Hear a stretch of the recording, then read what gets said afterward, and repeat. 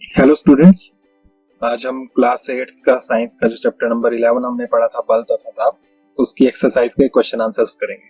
तो अगर आपने वो वीडियो अभी तक नहीं देखी है जिसमें ये चैप्टर मैंने आपको समझाया था, तो यहाँ कॉर्नर में ये लिंक आ रहा है, यहाँ पर आप क्लिक करेंगे तो आपके सामने वो वीडियो चलेगी जिसमें मैंने ये चैप्टर समझाया था। आप वहां से इस चैप्टर को समझ लें और उसके बाद फिर इसके क्वेश्चन आंसर्स करें। चलिए शुरू करते हैं।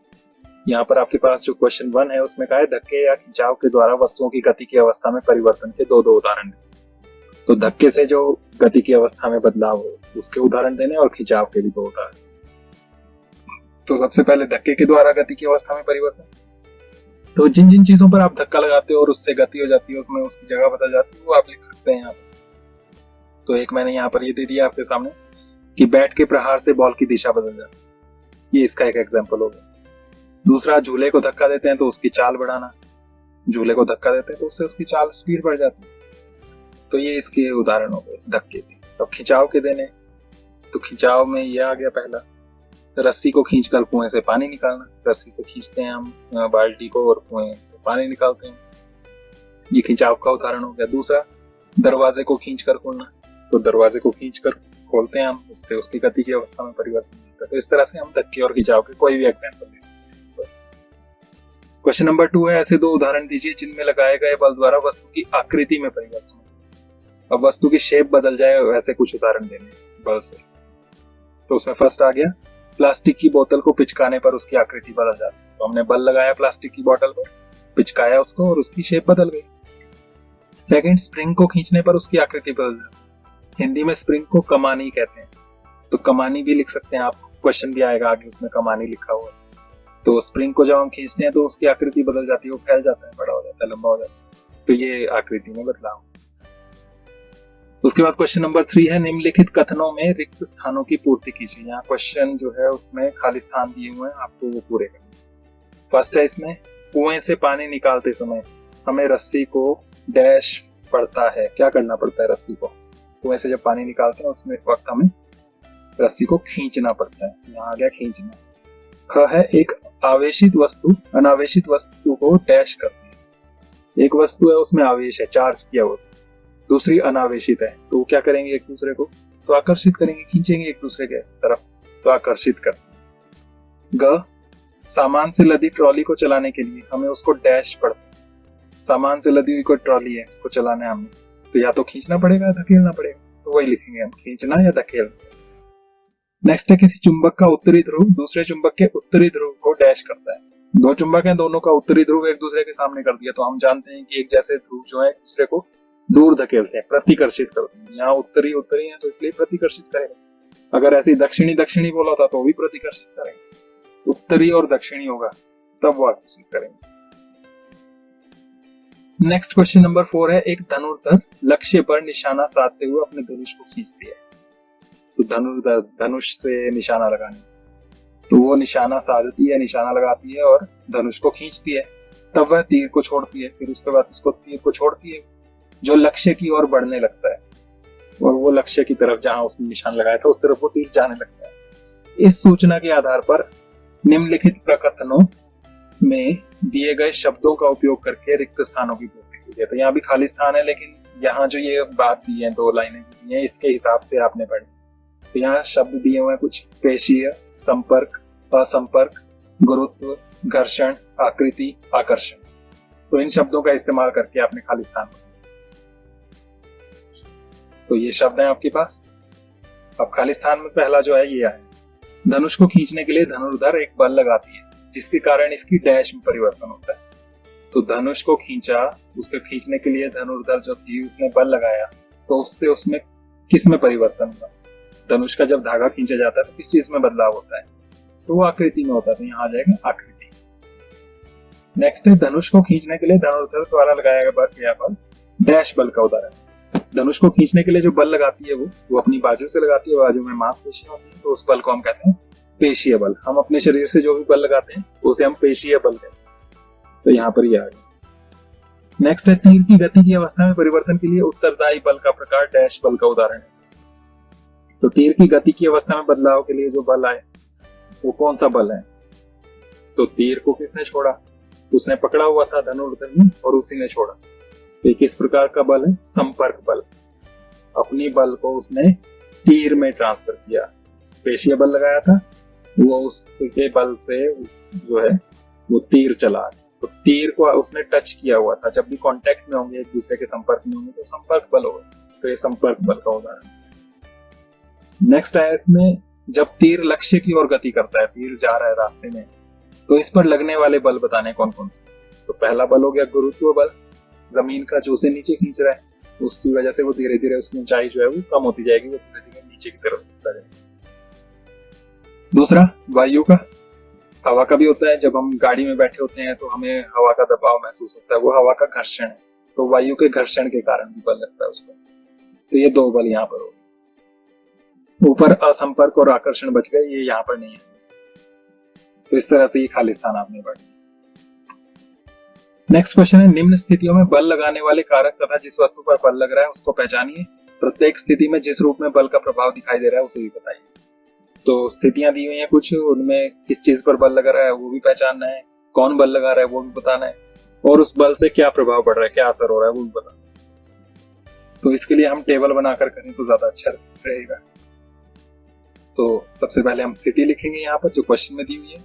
उसके बाद सेकेंड कॉलम जो है इसमें बल लगाने वाला कारक, थर्ड वस्तु जिस पर बल लग रहा है, और फोर्थ वाले में लिखेंगे बल का प्रभाव, उससे क्या असर हो रहा है। तो फर्स्ट जो यहाँ पर पार्ट दिया है क्वेश्चन में, वो है रस निकालने के लिए नींबू के टुकड़ों को उंगलियों से दबाना। तो हम अपनी उंगलियों से नींबू को दबाते हैं और उससे फिर रस निकलता है। तो इसमें बल लगाने वाला कारक कौन है, कौन बल लगा रहा है? तो अंगुलियों से लग रहा है। कौन सा बल लग रहा है? पेशीय बल। तो यहाँ पर बल लगाने वाला कारक जो आप लिखेंगे वो लिखेंगे अंगुलियों द्वारा लगा पेशीय बल। वस्तु जिस पर बल लग रहा है, किस चीज पर लग रहा है? नींबू पर। तो वो नींबू के टुकड़े या खाली नींबू आप। और बल का प्रभाव क्या है कि जो नींबू के टुकड़े हैं उसका आकार भी बदल जाता है और रस भी निकलता है। तो ये लिखेंगे रस निकलना तथा नींबू की आकृति में परिवर्तन। ख है दंत मंजन की ट्यूब से पेस्ट बाहर निकालना। जो टूथपेस्ट होता है उसकी ट्यूब जो होती है उससे आप पेस्ट बाहर निकालते हैं, तो उसके लिए भी उंगलियों से ही लगता है बल। तो सेम वही लिखेंगे, उंगलियों द्वारा लगा पेशीय बल। किस चीज पर लग रहा है? ट्यूब पर। तो दंत मंजन की ट्यूब। और असर क्या है, प्रभाव क्या हो रहा है उस बल लगाने से? एक तो दंत मंजन बाहर निकल रहा है और दूसरा उसकी आकृति में परिवर्तन हो रहा है, ट्यूब। तो वही दोनों आ गए, पेस्ट बाहर निकलना और ट्यूब की आकृति में परिवर्तन। थर्ड है इसमें ग पार्ट, दीवार में लगे हुए हुक से लटकी कमानी के दूसरे सिरे पर लटका एक भार। तो यहाँ आ गया ये कमानी, कमानी यानी कि स्प्रिंग। दीवार में एक हुक है, कील लगी हुई है और उसमें स्प्रिंग लटकाई हुई है, और स्प्रिंग के नीचे दूसरे सिरे पर एक भार लटकाया हुआ है। तो बल लगाने वाला कारक कौन हुआ? वही लटका हुआ भार। किस पर बल लगा रहा है? स्प्रिंग पर, कमानी पर। तो वो कमानी आ गया। और असर क्या हो रहा है कि कमानी की आकृति में परिवर्तन, कमानी खींच रही है, वो लंबी हो जाएगी, फैल जाएगी। घ है ऊंची कूद करते समय खिलाड़ी द्वारा एक निश्चित ऊंचाई की छड़ या बाधा पार करनी। तो ऊंची कूद करते हैं, उसके लिए एक स्टिक लगाई होती है हाइट पर, और खिलाड़ी जो है उसके ऊपर से कूद कर पार करता है उसको। तो इसमें बल किस पर लगा और किसने लगाया, यही चीज बतानी है यहाँ पर। तो बल तो उसने ही लगाया, खिलाड़ी ने, अपनी टांगों द्वारा, उसे हम पेशीय बल कहते हैं।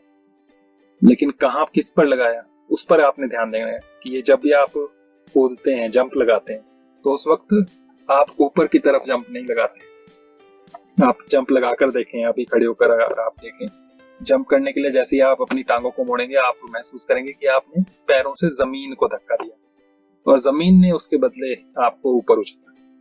तो ये बात आपने ध्यान रखनी है कि टांगों द्वारा पेशीय बल तो लगा, लेकिन किस चीज पर लगा? पृथ्वी पर। तो यहाँ पर वस्तु जिस पर बल लग रहा है, पृथ्वी पर बल लग रहा है। तो जब भी ऊंची कूद करते हैं या कोई भी जंप लगाते हैं, चलते ही हैं, तब भी हम जमीन पर बल लगाते हैं, तो पृथ्वी आए। नेक्स्ट बल का प्रभाव। प्रभाव क्या हुआ? खिलाड़ी की गति की अवस्था में परिवर्तन हुआ। इस तरह से लिख सकते हैं, या खिलाड़ी ने जो है वो जंप लगाया, ऐसे लिख सकते हैं, खिलाड़ी कूदा और उसने उस ऊंचाई को पार किया। तो ये इसका आंसर इस तरह से बने।